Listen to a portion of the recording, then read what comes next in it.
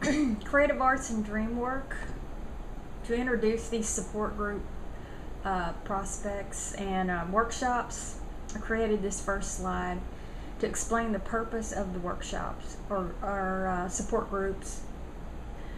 First of all, the purpose is to bring about cathartic change to better our lives, to heal ourselves through the study and interaction with varying artwork and dream symbolism.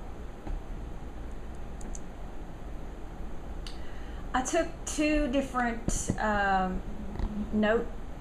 notation scales, one from the chakra system, and the next slide will show Scriabin's breakdown of what he thought the notes should be called in color. So we'll go back to this slide. The chakra system, which if you're familiar with yoga and the Indian tradition, the chakra system is based on the spinning wheels of energy. They think in tradition that the note C is red, which represents the base or root chakra. Also, it's the center of survival, where survival and safety play a role. The next note, D, is designated with orange. This is the second chakra at the navel. This is the sexual or creativity chakra.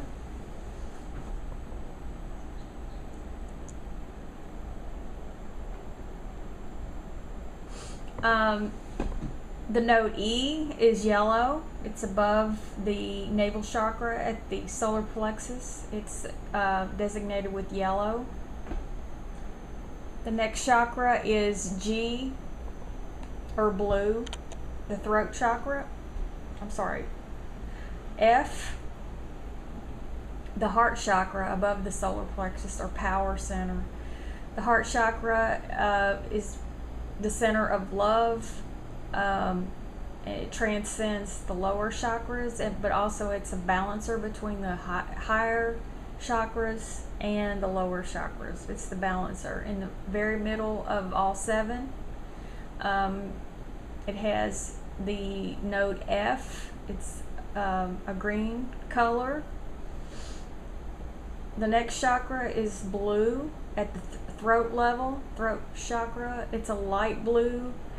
It has the note G. The next chakra above the throat chakra is the third eye chakra, or spiritual chakra.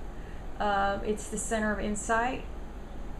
It is designated with the indigo color. Indigo is a combination of red and blue. It has the note A.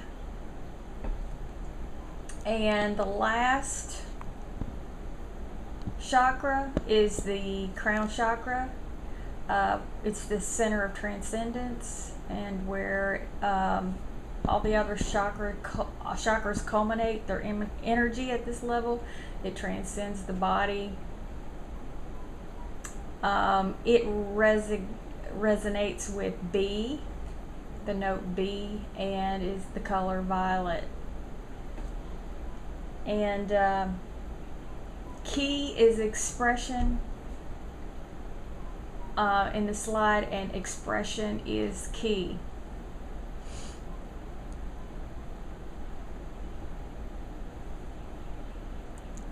This is Scriabin's breakdown. In the workshop, I would probably give you a keyboard to color. Scriabin thought the note C, or key of C, would have red, which is the same as the chakra system. D has yellow, which is also the same as the chakra system. The note E is white. This is where there's some variation in what he thought that note would sound like. If you could see it, it would be white. F is brown. G, orange. A, green. And B, blue. So you can see some differences between the chakra system's breakdown and color system with the notes, and what Alexander Scriabin would think. He was a composer. He died around 1913. Russian.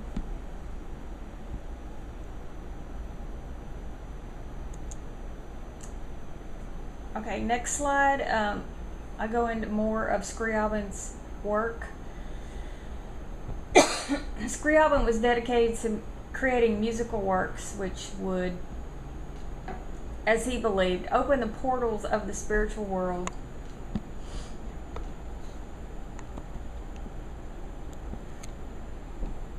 In the workshop or support groups, I would play Sonata Number 2 in G minor, G sharp minor.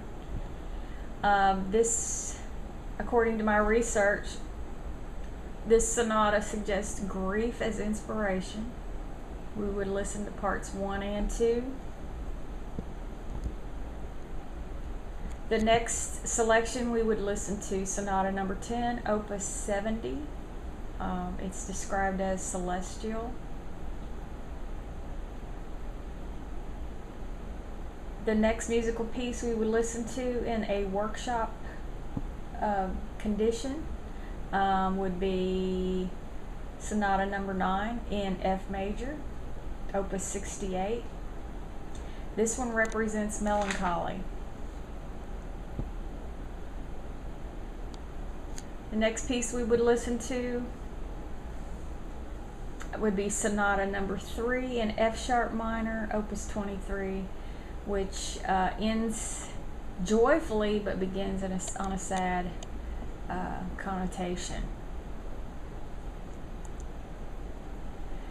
Next we would listen to the works of Bach, taken from the Well-Tempered Clavier, played by Horzowski, who was a child prodigy. I would play the CD Well-Tempered Clavier, Book 1. First we would listen to the Bach Prelude and Fugue in B minor. This would be for anxiety and depression, awakening, resurrection, and to bring joy. According to the research I found, this would be the appropriate piece to listen to. The next piece we would listen to would be the Prelude and Fugue in E flat major. This would be for grieving, agony, and contemplation. The next piece to listen to for warmth and contemplation would be Prelude and Fugue in G major, number 15. The next piece to be considered for doubt feelings, for pain, fear, and suffering would be Prelude and Fugue in E minor, number 10. And then the last piece we would listen to from this slide would be the Prelude and Fugue in E major, number 9, for blessedness.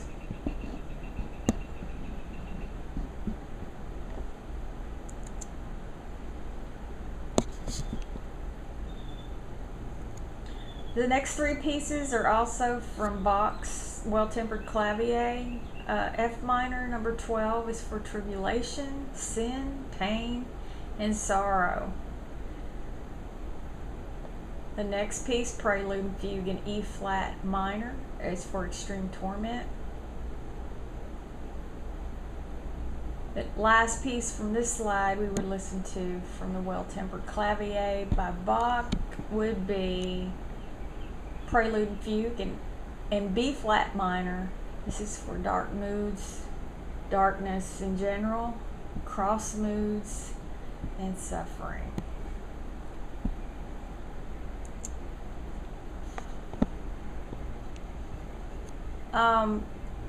This slide I added in for a group discussion on ekphrasis, which is combining the arts in order to have a cathartic moment or moments. We could combine the painting by John William Waterhouse called The Tempest and Beethoven's Tempest in music. And as a group, we would discuss the cathartic effects and what emotional symbolism is implied by the music. Relate to storms of emotion and contemplate visually the devastation that often follows as implied by painting. So this is an example of an ekphrastic activity.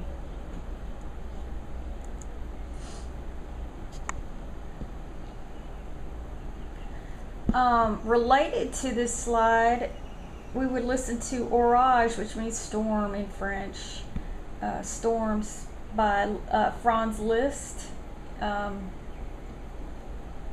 This piece evokes the storminess of emotions. And also Orpheus by Liszt is considered a unique masterwork of the highest perfection. So this would be something we would listen to better ourselves, basically. And to see where he's coming from on that, or see where the research is coming from.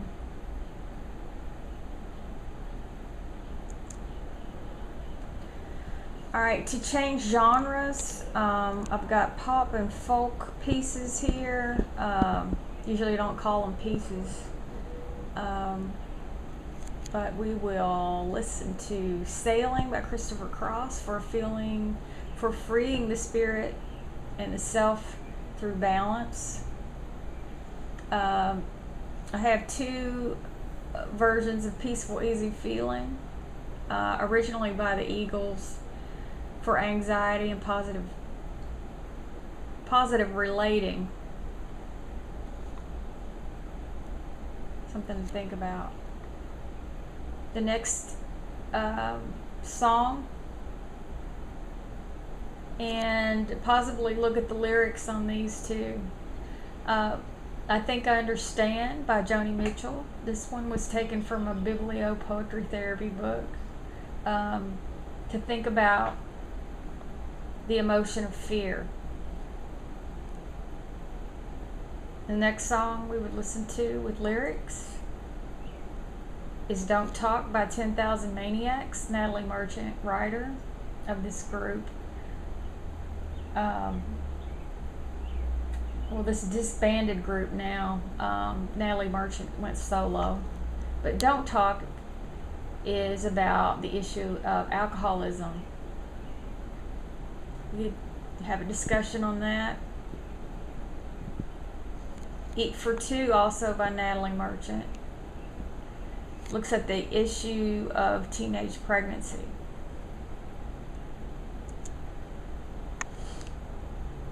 Next slide, for music work in the pop folk genre, we've got Another Long One by Shawn Colvin. This song, I believe, deals with the issues of sleeplessness, relating, nightmares, anxiety. Also, Shawn Colvin had some problems with depression at one time in her life. Polaroids, also by Shawn Colvin.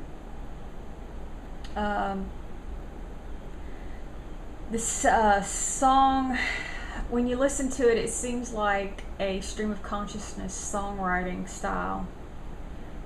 Inspiration from dreams for songs.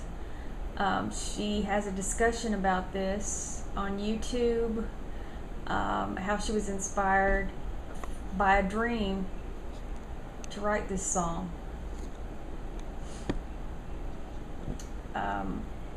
It reveals the comfort of mother, reflecting, and suicidal ideation. Next song we will examine is Viva la Vida, Coldplay.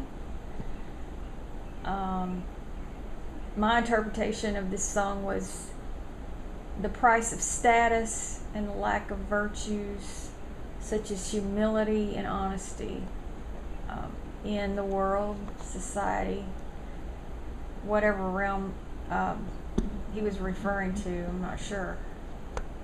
I'd like to know more about this song. Healer, Todd Rundgren, the need for healers in the world.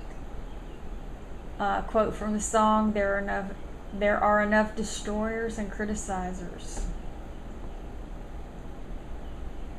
Alright, also last song here for music work. Support groups or workshop.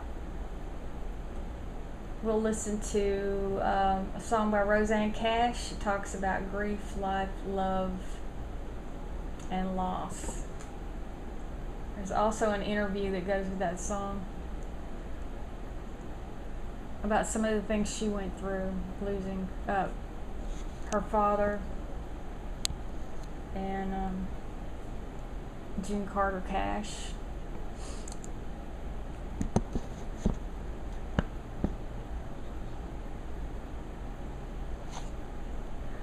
Midlife crisis and list. According to more research I found about Franz Liszt, who was originally Hungarian, he did a lot of concerts in Paris, France in the 1800s. Europe, traveled through Europe. According to an essay by David Wild, he called Liszt Sonata, from a Jungian standpoint, a Jungian reflection on this sonata that we will listen to. This sonata in B minor, which was finished February 2nd, 1853. Franz Liszt was 42, was composed at a crossroads in his life, which the psychoanalyst Carl Jung would describe as the midlife crisis. Jung regarded this turning point as the most important on the road to individuation. This is a time of clashing, unresolved, and unacknowledged inconsistencies, clamoring for recognition in the psyche. We'll talk more in depth on this composition, Sonata in B minor.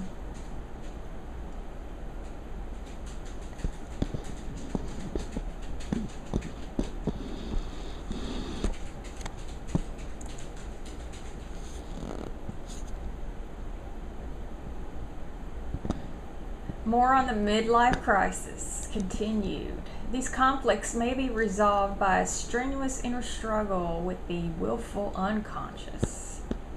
This is all Jungian psychology, psychoanalysis. To walk away from this crisis is to lose an opportunity for growth, or to take refuge in neurosis instead, and psychosis and suicide. To face the crisis successfully may be done by disciplined mental techniques, some measure of outside help, religious and spiritual and psychological systems, as well as techniques of musical composition, enable the impact of the collective unconscious at these times.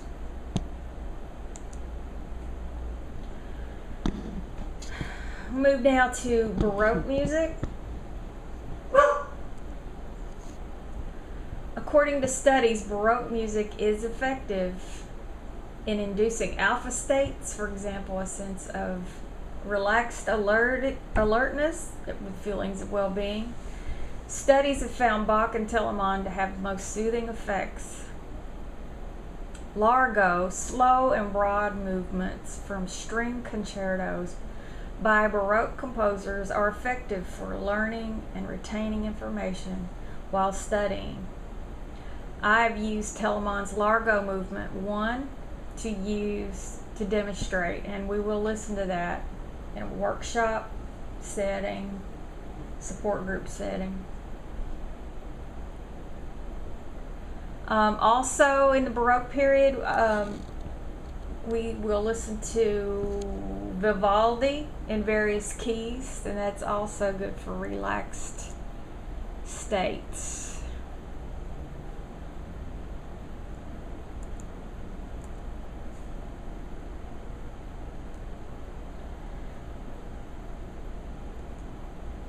The next presentation I'll show the Eastern half, or Middle Eastern, but we're going to use the music of India this time for music work.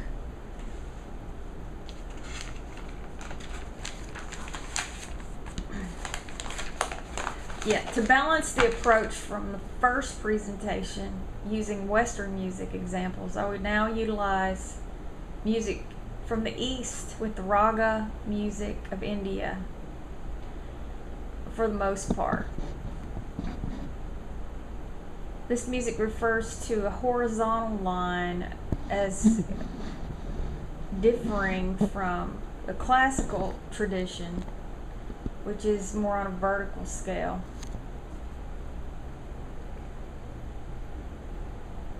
We'll take a look at this slide closer.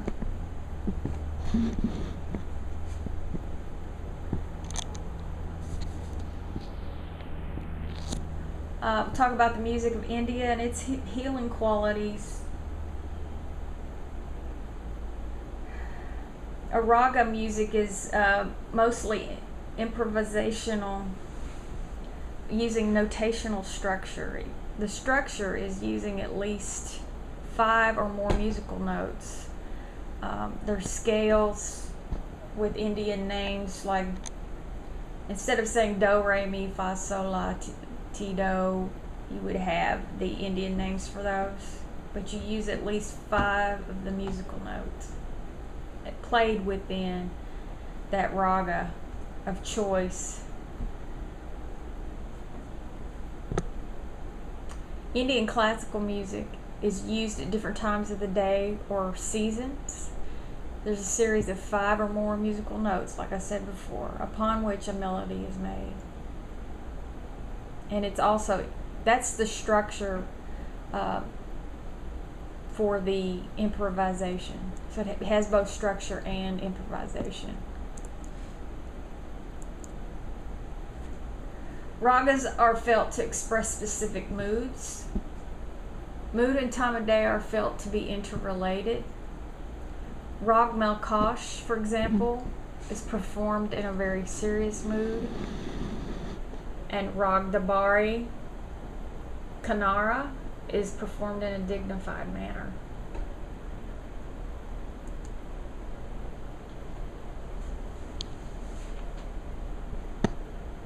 Every time of day has its atmosphere, has its influence upon us.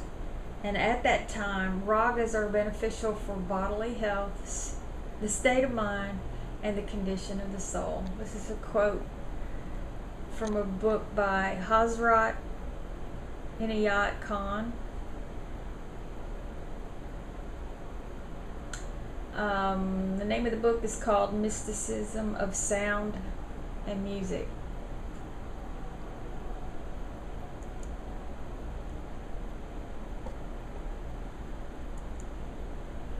There are 9 primary moods called rasas,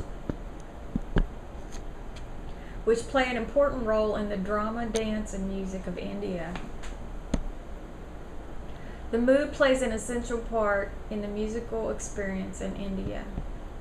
The moods are revealed by the musicians by playing ragas. The moods are called rasas within the ragas.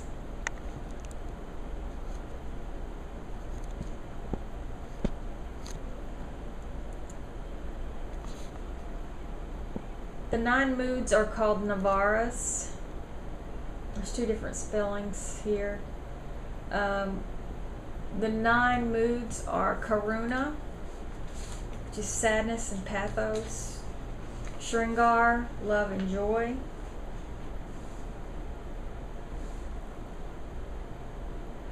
Veera, heroism and valor.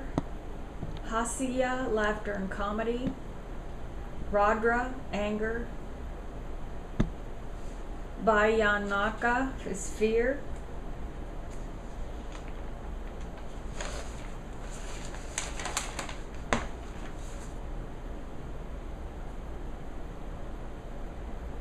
The one you can't see is Vismaya, at the bottom of the page. Vismaya, Vismaya, is astonishment.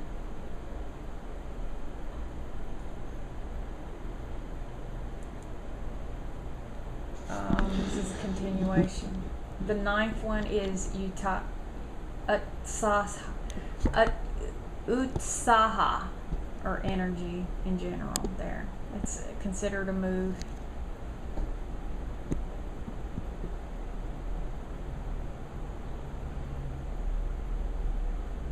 Make sure I have all 9. There's 3, 4, 5, 6, 7. Oh, the one at the bottom is Vihatsa, or Upsa is disgust. And then Vismaya, astonishment. Utsaha, energy. Those are the 9. The 9 aspects of feeling in English. Mirth is heard in a lively tone through music. Grief in a pathetic tone. Fear in a broken voice. Mercy in a tender voice. Wonder in an exclamatory tone. Courage in an emphatic tone with emphasis.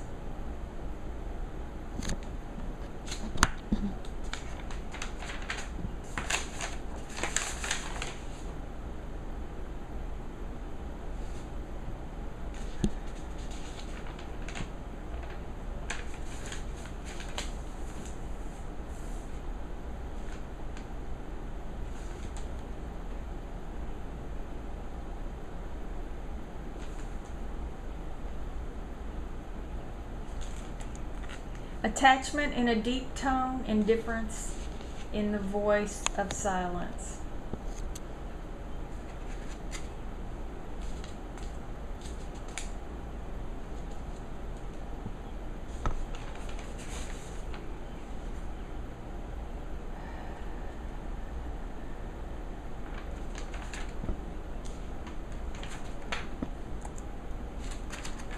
Navaras. Again, here's some more Navaras. Navaras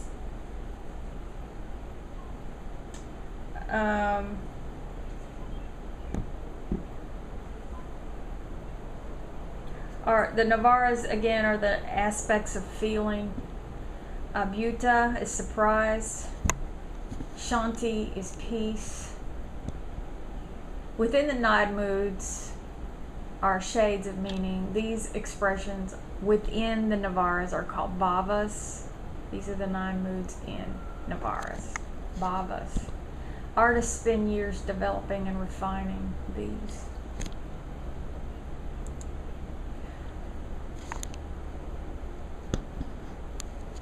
The expressions again called bhavas. The rasa shringar, or love, has many bhavas within it. This is like a feeling that has a main branch, and the main branch is love, and the branches from love would be the bhavas. Happiness and joy, enchantment, wonder, ecstasy, infatuation, adoration, eroticism, devotion. All within the Navara of love. Rasa, it's also called Rasa Shringar. Rasa is the mood within the raga.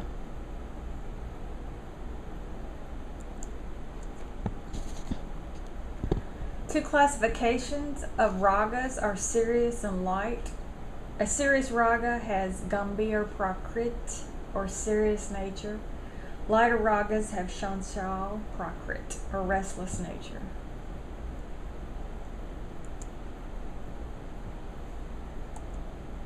Healing properties of ragas. Certain ragas are thought to have healing properties. This would depend on the presentation of the raga from the individual musician to the individual affected. So individual taste plays a big part in what we like and what we don't like, what we find is healing and what would not. It's subjective. Sorry about the dark letters on this one, but this title is called Koshas. I go into Koshas because that is the purpose of some of the Indian music is to reach the bliss level, which is the highest level or most interior kosha.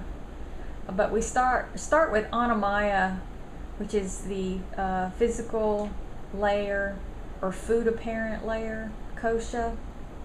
The next layer is Pranamaya or air apparent kosha. The next layer is Manomaya, which is the mind stuff. And farther inward we go is Vijnanamaya kosha, which is analytical, but it's wisdom apparent. Next layer within would be the Anandamaya kosha, and that's the bliss apparent, most interior level. It's a measurement used sometimes to judge whether the music has done its utmost to a person or had an effect on a person to the most interior level, which would be bliss apparent. I would show you a DVD to explain all of that.